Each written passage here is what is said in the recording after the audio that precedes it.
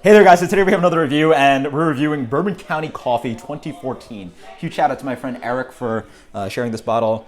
Small pours because we have a bunch of people obviously drinking this beer. So, beer, obviously pitch black color. Yeah, it's been years since this vintage. Wow.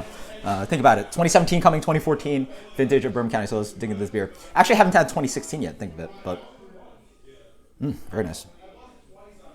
Very peanutty. You get a really big nutty flavor from the coffee. You get the sweet bourbon, the vanilla coming through.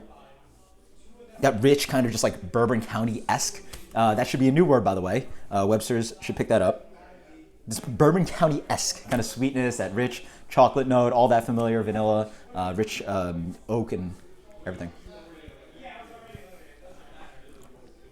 Whew. Oh, wow. Pops a palate. Wow.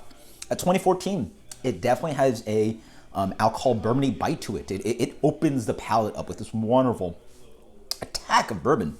Definitely not as smooth and supple as even like 2016 Bourbon County. The fresh barrels or fresh batches are just a little bit more smooth and dark fruit forward. This one just pops on your palate. But it's a really nice nutty coffee again. It almost leans towards this peanut butter, macadamia nut, this wonderful, just like nutty flavor. The coffee balance, coffee nutty kind of flavor. Or that kind of mocha sweetness, the complementary flavor of that darkened milk chocolate sweetness, that fudginess with the coffee. Absolutely delicious. Again, that pop of sweet bourbon, caramelly kind of sweetness drags on. More of that just familiar Bourbon County-esque, just big mouthfeel, big chocolate notes, big sweetness.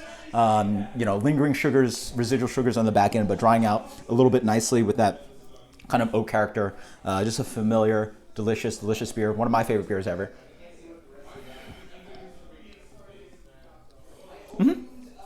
Just delicious. With this age, it feels a little less wholesome, but it still has its parts. You know, that nutty coffee, the Bourbon County flavor, the bourbon coming through.